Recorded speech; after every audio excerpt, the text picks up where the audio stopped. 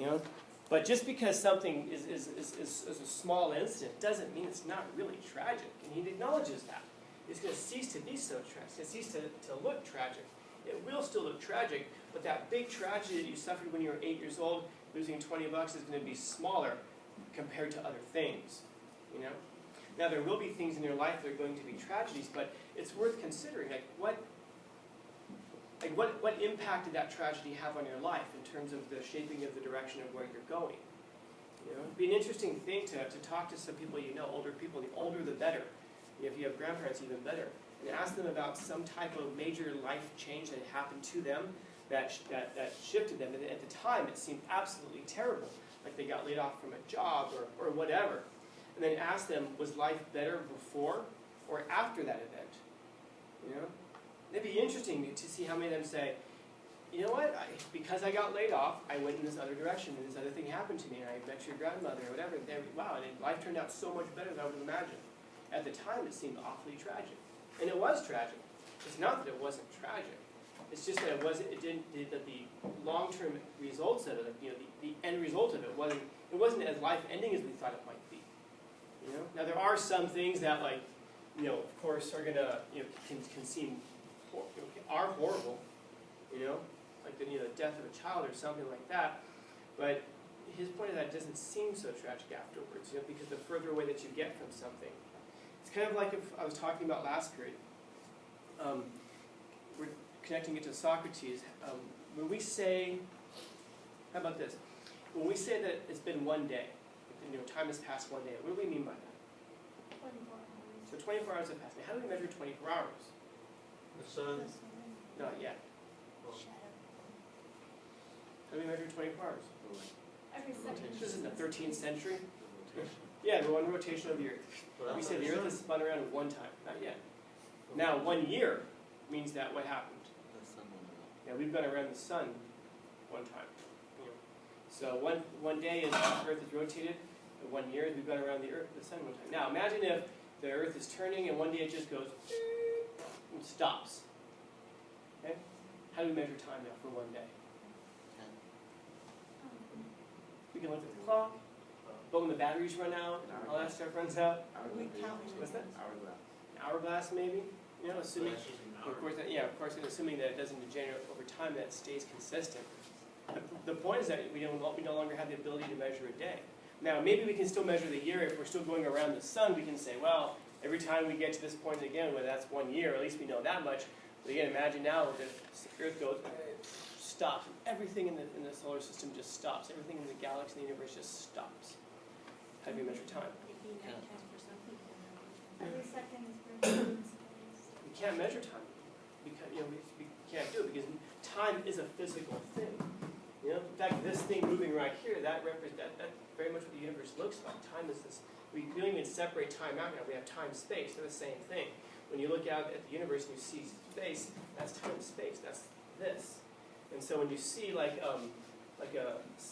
something that's very dense, has a lot of mass, that's what it does to space. It actually indents it. You see how it kind of like falls in like that? But isn't time intangible? What's that? Isn't time intangible? Nope. Time is a physical thing. This is what we know from the theory of relativity, that time is a physical property. Time, space is a thing. It's something that you can actually touch.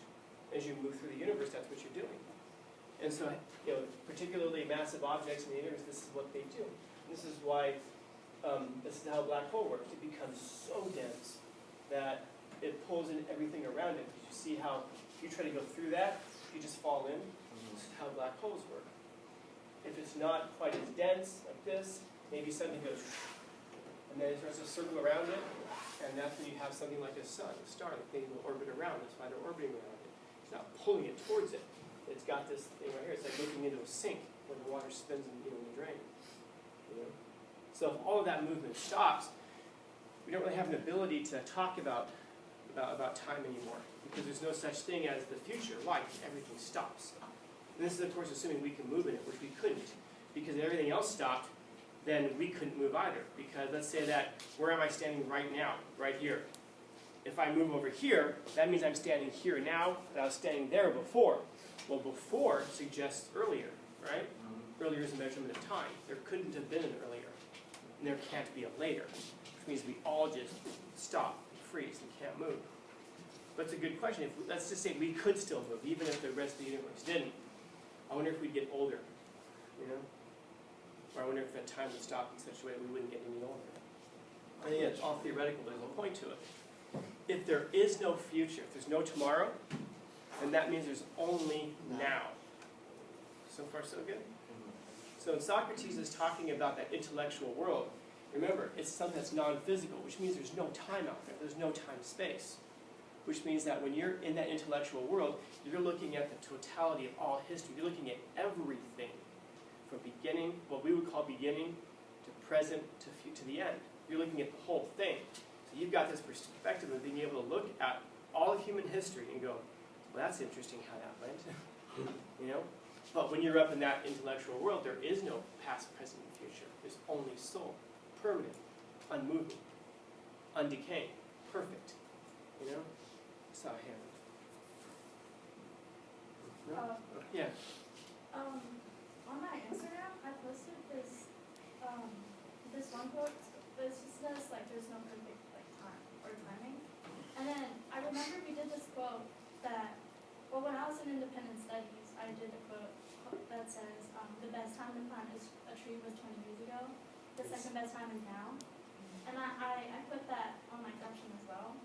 And then the Thomas, right? T-Bird, the Second Amendment guy, right to bear arms, he commented and he was like, time is a mere concept created by the human mind. Every second is perfect in this place. And then I told him that I see it as nothing but a tool for measurement. And I feel like all this stuff just kind of connects to what we're talking about. It does. Yeah, it's actually a physical thing. You know? That's a trip when you think about it. It's fabric. So they talk about when there being a tear in space, it's like, whoa. You know? It's stretching. It's when you really look at what time-space is, it's unbelievable. You know, the idea, though, that it's just a concept, I think he's missing something. Maybe you could look a little bit deeper into it, because it is something. You know? But when you're able to stand outside of that, and you can see all of history, everything unfold in front of you, you can see that this thing led to this, led to this, led to this. And so even as bad as it is, you're able to look at it and go, that was tragic, it was bad, but this is what came out of it, this is a good thing, this is where it led. You know? The tragedies of your life, like people will say this thing all the time, like, you know, I have no regrets because, you know, the mistakes I made in the past, they made me who I am today. I hope that who you are today is a good thing then. You know? Maybe you'll be better for it, ultimately. You know? But you know, this is what Socrates is talking about with regards to that intellectual world. We can see all of it. You know? We can see how it plays out. And maybe the way that it plays out is good at the end, you know? I have a friend of mine who used to always tell me, the Indian guy, Doc, not Feather. And he used to say that, you know, if things haven't worked, it says everything works out in the end. So if things haven't worked out yet, smile. Because that means it isn't yet the end. You know? And it's an interesting thing to think about. It's comforting, but it's really hard when you're going through it, you know, at the time. You know? But it's a good lesson. This too shall pass. Everything passes. You know? It's also worth noting when you're exceptionally happy and having a great time in life to say, also, this too shall pass. And not to get too hung up on either of them. You know?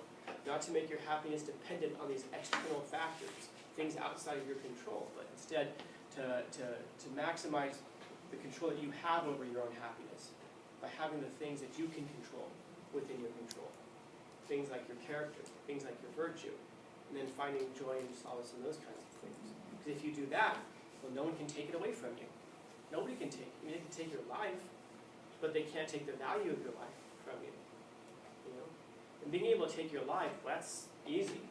You know, if anybody can get a hold of a weapon, or anybody can get a hold of a knife or whatever, it's not that hard to take your life away from you. But so oftentimes, but they can't take your life from you. If you know what I'm saying when I say that. You know, they can't take the value of it from you. So, You believe in time travel? what's that? You believe in time travel? Do I believe in time travel? Nah. He explained it to us last time. We could only go forward, not back. Probably only go forward. And that would suck, man. Imagine all the buffalo wings I'd miss out on eating if I could only go forward. You know? I did. Have any of you guys seen that movie Clip? I think it's called? Oh yeah, Clip. Yeah, he Alexander? Yeah, he can fast. I haven't seen it, but I've seen parts of it. He can fast forward all the mundane parts of his life, and he gets to the end, and he's like, "Holy crap, I'm old. What happened to all the, you know?" It's like, "Oh, you fast forwarded over all of that." You know, a lot of people, that's what life is. Like we think of like, "Oh my God, I have to drive somewhere. It's mundane." Yeah, but there's a lot going on around you that's fascinating and interesting. There's plenty of thoughts and ideas to have. There's a lot of great music to listen to. There's podcasts you can learn from. There's YouTube videos you can listen to while you're driving, not watch, but you can gain things from and all that. There's nothing to do, even in those mundane times, especially today. There's so much to do. You know? In fact, that's part of the problem. There's so much to do. How do you weed through it?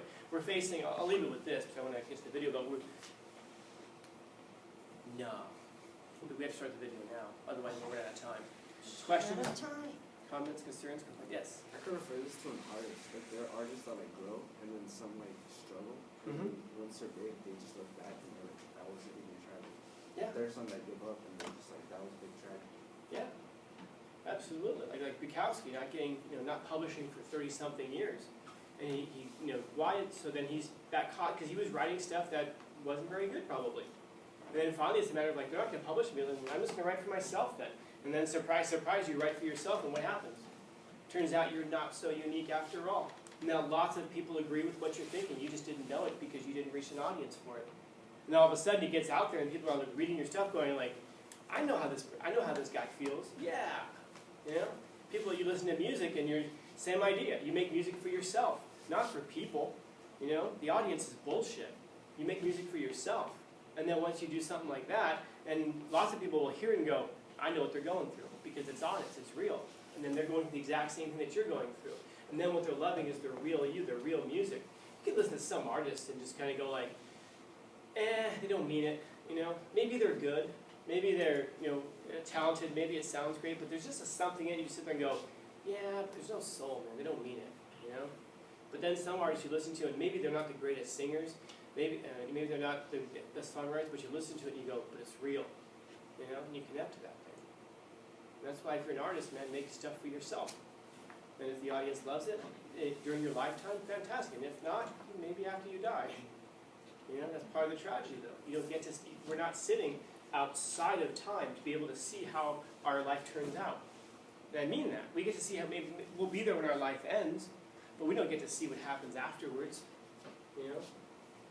That's one of those horrible things about that TV show, 13 Reasons. You know, God, I watched that and I'm just like, oh my God. You know, first off, a friend of mine killed himself in exactly the same way that she does. I'm like, God, I wish somebody had warned me about that before I saw it. But when you watch it, there's this thing of like the girl who kills herself, she's ever present. Her ghost is there. She gets to see how it turns out. And that's not the way life really works out. You die, you kill yourself, you're done. That's it. You don't get to be there. Like, they're all going to miss me when I'm gone. Maybe. But you won't be there to see it if they do. And if they don't, you won't be there to see it if they don't. You know, we have this tendency of like honoring the dead, like when someone kills themselves or someone dies, like we have to honor them as though they can see it. We pretend like they can't. You don't get to see it, man. You know? And that's like one of these things here, that if you're going through something that's particularly tragic, I mean, people kill themselves not because necessarily they're sad or depressed or miserable or whatever. It's because they feel hopeless. We look at things and we think things can't get any better. And so we're stuck in this perpetual now, denying the idea that things can get better. But they do. You know? Things get better. But you've got to be there to see it get better. We're just impatient. Yeah, we're impatient, but we're also hurting. You know, and you can't talk yourself out of suffering. Have you ever been happy and you can talk yourself out of happiness? You know, it's like something really great, like, oh, but this is good, and you can talk yourself out of it. Try to talk yourself out of suffering. You know, good luck. Like, oh, this hurts. No, it doesn't. Look, a Christmas tree. You know, good luck. If you're going through suffering, man, suffering in life can seem like it's the only real thing. It's the one thing that's undeniable. Everything else is deniable. Even if you're happy, if you're in love, whatever, you can always sit there and go, am I really? You don't suffer and go, but am I really suffering? You know that you are. And that's the thing, is that suffering has a way of making us feel hopeless and that things are never going to get better. but they always do, man. You know, if things can get worse, they can get better. And presumably things were one way, and then they are the way they are now, which means things change over time. You know, but you've got to be there to see it get better. And you don't do that by sending a box of tapes to people and hanging out afterwards to see how everybody responds to it. You know? What I'm saying is, if that's for you, I hope you don't do it. Well, don't do it, because things do get better. But you've got to be able to, you have to have that perspective of the height of separating yourself from that tragedy to be able to see how it shaped you, you know? And maybe something great will happen. Maybe you'll find other people who are suffering as well, and you can connect with them and help them. Well, you also got to put in the effort. Oh yeah. It's just hard to do when you're suffering. You know, when you're suffering and you feel like it's not going to get any better, it's like, why try? Like if I said to all of you guys right now, I don't like your red hat. That's an S for, what's that stand for? Not Sweetwater, it stands for, what is it? Satan. So this is a very satanic class. So because you've all been affected by this red hat, none of you are allowed to graduate. Okay? So do what you want for the rest of the semester. And if you were all convinced I was serious, how many of you would sit there every day and do your work and try and turn stuff in? We'd look at it and go, F, you know, whatever. Would anybody even try passing anymore? Yeah, and then think about how you start behaving too. Well, I'm not going to go. Well, I'm going to go, but I'm going to try to make his life miserable. You know, I'm going to, you know, we would find ways to, because we feel hopeless for it. You know, but if any of you are like, I don't think he's going to do it though. You know, what if we do all the work, turn it in, at the end he says, okay, I'll grade all you, I'll pass. You have to have that sense of hope that things are going to get better. But if you don't think they're going to, then why would you try at all? You know, of course. And that's hard, because then if you sit there and you're like, oh, if I try though, because, oh my God, he's not going to get graded, he's such a jerk. You know, he has that reputation and all of that. Well, then you're not going to try to, you know, you won't put the effort. It's hard to motivate yourself to do it. You know? But you have to. Look at the scale of the universe, man. You know? And you're here. That's pretty phenomenal. You know? There's no reason you should be conscious. Doesn't make any sense. There's nothing in your physical brain that creates consciousness. It makes no sense that you're even here or that you're conscious. So I don't know, man. I guess what I'm saying is there might be something there that, you know, again, we have this thing of always being like, you know, humanity sucks, we're a cancer, we're this, we're that. Maybe not so much. Maybe there's something special there. You know? And by the way, if there's not, and I'm wrong, okay, well, you know, you went through it. But don't worry, you get to 75 years old average and that's it anyway. But if I'm right, you're going to miss some really cool shit, man. And if you're suffering right now, I'm sorry for you. If you need help, you know, if there's anything I can do, let me know. But get through it. Yeah. Hey, Chair, why do people say you have a purpose in life? Why do people say you have a purpose in life? Yeah, if you said like you have no reason. If you feel like you have no reason. Oh. Yeah, that's the thing. If you have a reason, if you have a why, you can survive anyhow. You know, if you have a reason why you're going through suffering, you can do it. Some of you guys have parents who hate their jobs. They work too hard for too little money and all of that, and yet they wake up every morning and they do it anyway. Why? For a living. Who's living? Kids. For you guys, yeah. For you guys. Well, no, my daddy's an asshole. Maybe. You know? Instead of having a kid, I told my mom she could genuinely bring me brings, for like, option. a purpose and doesn't. Yeah, it gives you a reason to keep going and a purpose to keep going. You know, hopefully a good reason, hopefully a good purpose. You know, like I think back to my dad. He worked in McDonald's his whole life, just constantly tired and you know, angry and frustrated and all the things that you'd expect from a lifetime of working in fast food. Did you ever get this? What's that? Did you ever get this? Yes, Lauren, I got free cheeseburgers once in a while. And Happy Meal toys. And all that important stuff. But those, you know, but you know, but he had a purpose to keep doing it every day. He had a reason to do it every day. You know? And then that's what it is. Imagine if you could find a purpose and a meaning and all that stuff outside of all of that, just within yourself. And we're going to look at that in a few weeks. We're going to look at an essay by a guy named Viktor Frankl, who was a concentration camp survivor, who talked about finding purpose and meaning within a concentration camp. So, yeah. Mark wants to know what's your purpose in life. Mine? That's a good question. That's a good question. Others? Oh, You can't do us like I that. know, we can't do it like that. It's Or are open you up our still mind. finding the purpose in life? Okay, lift it Do you back. not have an answer right now? Oh, I have You an can answer. answer it. Oh, I have an answer, but what if I told you guys millions of times? Ask them at the Don't assume this, just because I'm saying it, don't take it that I'm teaching you my opinions about things. This is what Irvin Yalom would say. This is what Socrates would say. This is what very smart people would say. Maybe what I'm telling you right now is my opinion. Maybe what I'm telling you right now is not my opinion. You know? If you want to know what I think about stuff, feel free, ask me. Some of you on Saturday, for example, were asking me, some kids were here on Saturday for Saturday school, and they asked me who my favorite philosophers were. And I mentioned two people particularly, one of which you've read one quote from, and you probably won't even remember the person. And then the second person is someone who I've never mentioned once in class. You know, don't assume that just because I bring you certain thinkers, I go, look, you need to listen to this person. No. I mean, we're next week, next week we're going to look at someone who's on the other side of Socrates. We're going to look at Nietzsche. We're also going to look at the Stoics. You know? Do I have meaning and purpose? No. I'll say this much. Goddamn right I do. You know? And to the point where I can't sleep a lot of nights. You know? Because I've got someplace I have to be. You know? Even right now, it's in 15 different directions. I've got someplace I have to be. You know? But it isn't about whether or not I have it. Do you have it? It's there. Just gotta find it. What do I know? Questions? So you know how you said like you give your opinions?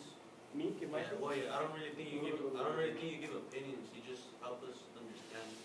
That's what I'm hoping. That's what I hope to do. Yeah. Because Nietzsche's brilliant. You know, Nietzsche's brilliant. He's so smart it's scary. Marcus Aurelius, the Roman emperor, brilliant. So smart you sit there and go like, oh my God, I might even deserve to read his stuff. They're on opposite ends of the spectrum. They disagree on most things. But you should know them both. You know? Because they're both useful. And you should know the stuff in the middle also. You know? You should know these things. Because it's not because it's going to be on the test. That's just going to be on the test. You know, this test, whatever test you take on this, it's not going to matter in 3 months. 4 months. It's not going to matter. You know, what's going to matter is if you get something out of it. You know?